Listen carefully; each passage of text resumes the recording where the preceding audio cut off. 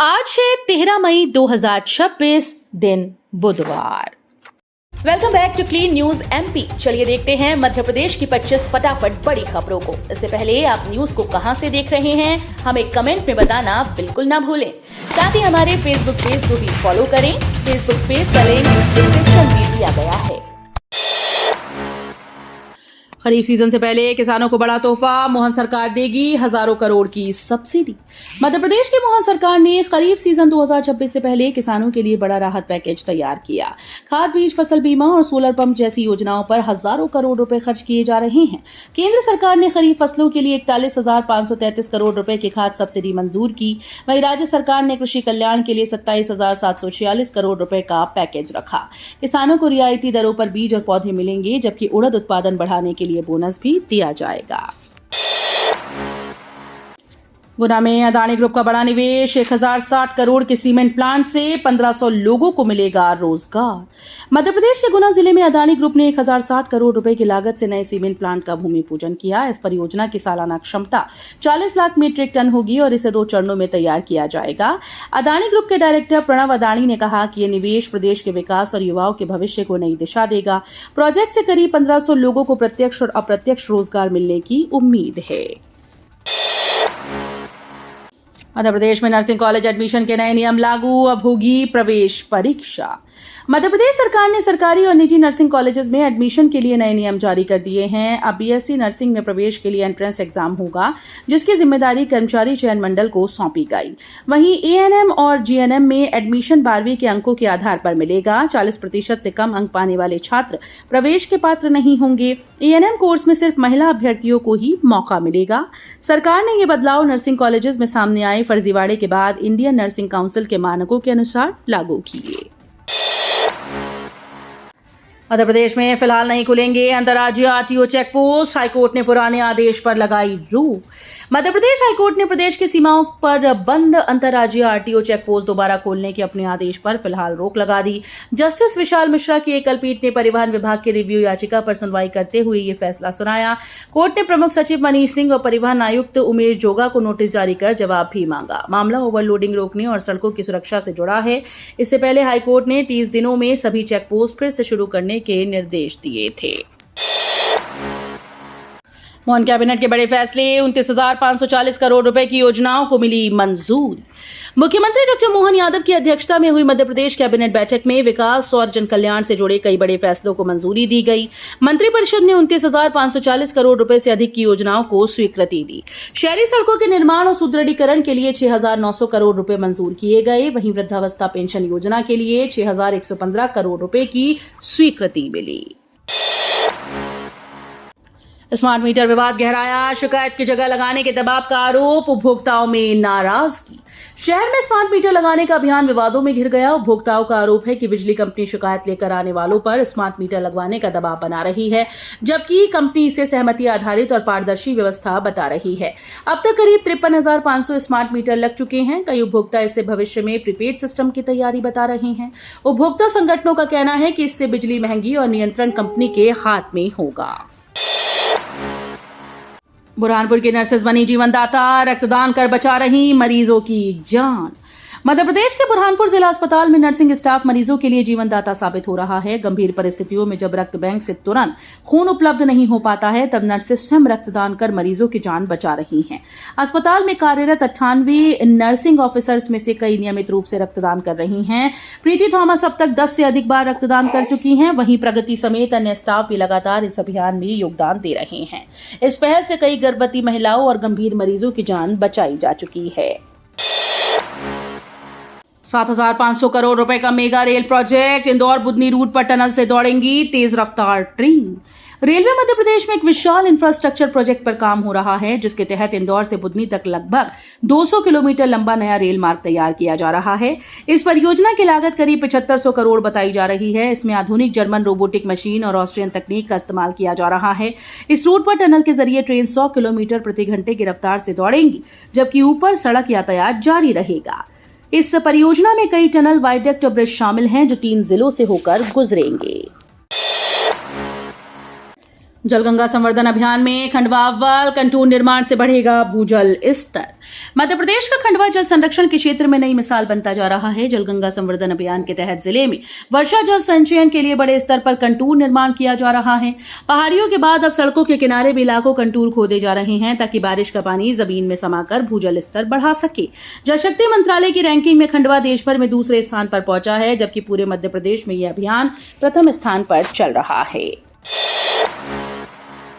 भोपाल से देश के बड़े शहरों के लिए जल्द शुरू होंगी सीधी उड़ानें, एयर कनेक्टिविटी को मिलेगा बड़ा विस्तार। मध्य प्रदेश की राजधानी भोपाल से जल्द ही देश के कई बड़े शहरों के लिए सीधी हवाई सेवाएं शुरू हो सकती हैं। राजा भोज इंटरनेशनल एयरपोर्ट से कोलकाता, जयपुर, देहरादून, चेन्नई, केरल समेत कई शहरों को जोड़ने की तैयारी चल रही है।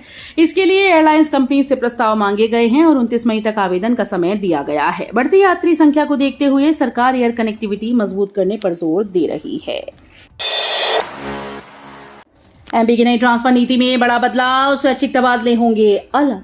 मध्य प्रदेश की नई तबादला नीति को लेकर बड़ा फैसला सामने आया। मोहन यादव सरकार ने तय किया कि स्वैच्छिक और म्यूचुअल ट्रांसफर को नई नीति की तय सीमा से बाहर रखा जाएगा। इससे प्रशासनिक आधार पर पिछले साल की तुलना में 5% अधिक तबादले किए जा सकेंगे।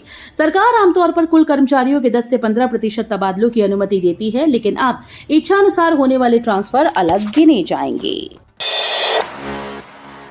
इंदौर मनमाड़ रेल प्रोजेक्ट में बड़ी अड़चन, जमीन अधिग्रहण पर विवाद से धीमी पड़ी रफ्तार।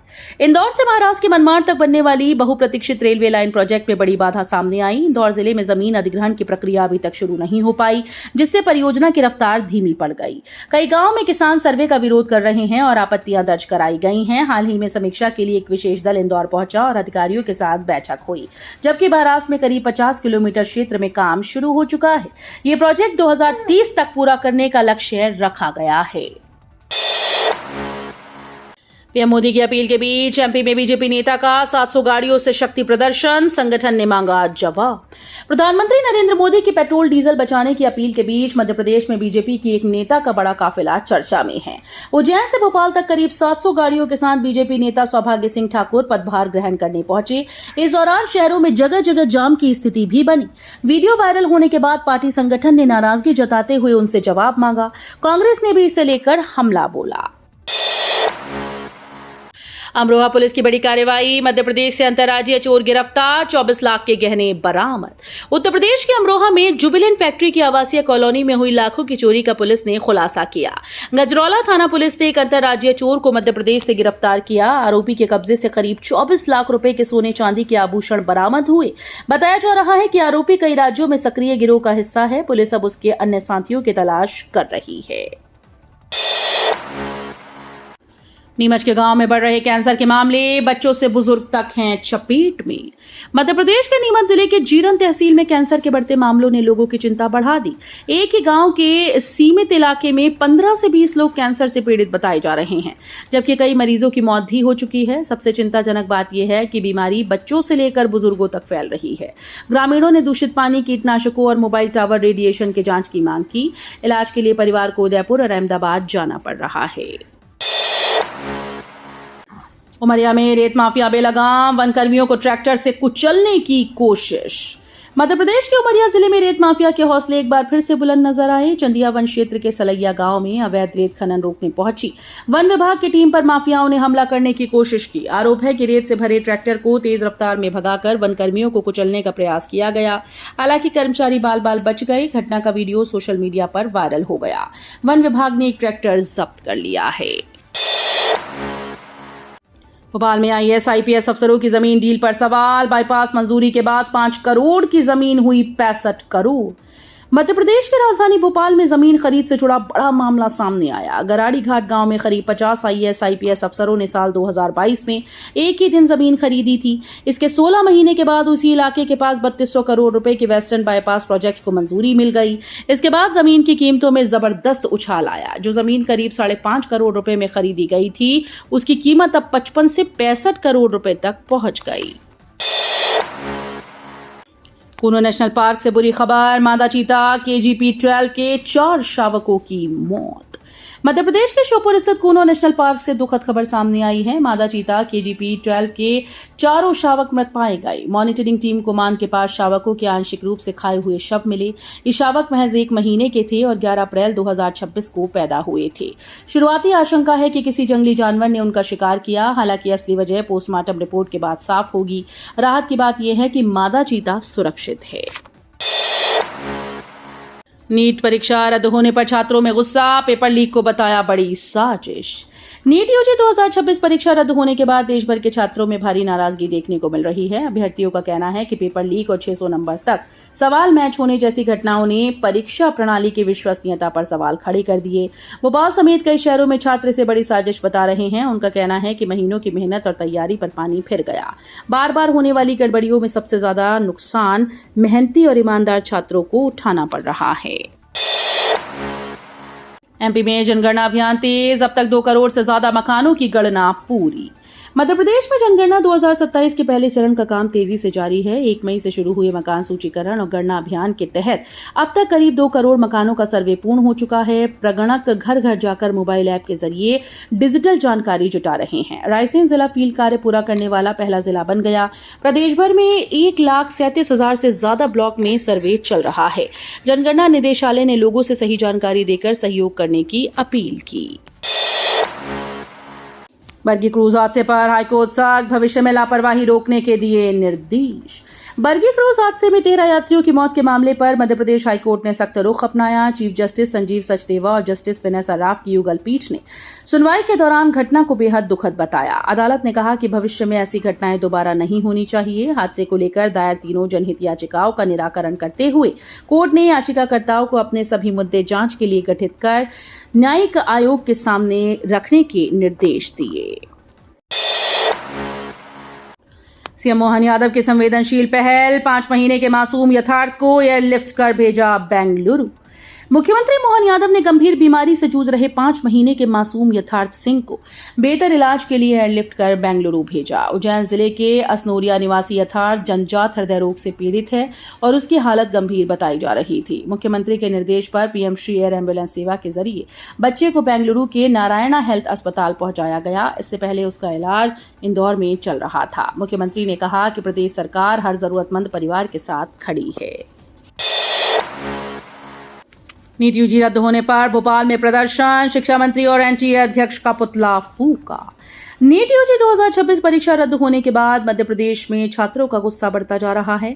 परीक्षा रद्द होने से प्रदेश के करीब 14,000 अभ्यर्थी प्रभावित हुए। इसी के विरोध में भोपाल के MP नगर में NSUI कार्यकर्ताओं और छात्रों ने जोरदार प्रदर्शन किया। प्रदर्शनकारियों ने केंद्रीय शिक्षा मंत्री धर्मेंद्र प्रधान और NTA अध्यक्ष प्रदीप जोशी का पुतला दहन कर नाराजगी जताई। प्रदर्शन का नेतृत्व NSUI प्रदेश उपाध्यक्ष रवि परमार ने किया। इंदौर में गंदगी फैलाने वालों पर सख्ती, अब लगेगी पेनल्टी। इंदौर में स्वच्छता व्यवस्था को लेकर नगर निगम अब और सख्त हो गया है। निगम कमिश्नर क्षितिज सिंघल ने मंगलवार को शहर के गार्डन, CTPT और घाट क्षेत्रों का निरीक्षण किया। रामकृष्ण आश्रम के पास गार्डन में सफाई खराब मिलने पर उद्यान दरोगा को फटकार लगाई। कमिश्नर ने अधिकारियों को निर्देश दिए कि सार्वजनिक स्थानों पर गंदगी फैलाने वालों को पहले समझाइश दी जाए, फिर भी न मानने पर पेनाल्टी लगाई जाए। रीवा में नशीली दवाओं पर बड़ा एक्शन, ट्रामाडोल बेचने वाले मेडिकल संचालक समेत 2 पर FIR। रीवा में नशीली दवाओं के अवैध कारोबार पर पुलिस और ड्रग विभाग ने बड़ी कार्रवाई की। अस्पताल चौराहे स्थित विद्याभूषण मेडिकल हॉल पर छापेमारी के दौरान ट्रामाडोल जैसी प्रतिबंधित दवा बिना डॉक्टर की पर्ची बेची जाती मिली। जांच में मेडिकल स्टोर पर फार्मासिस्ट भी मौजूद नहीं पाया गया। टीम ने दवाओं का रिकॉर्ड और दस्तावेज जब्त कर दुकान को सील कर दिया। मामले में हरि सिंह और राणांजय सिंह के खिलाफ FIR दर्ज की गई। तो ये थी आज की 25 फटाफट बड़ी खबरें। अगर आपको न्यूज पसंद आई हो तो वीडियो को लाइक और शेयर जरूर करें। धन्यवाद।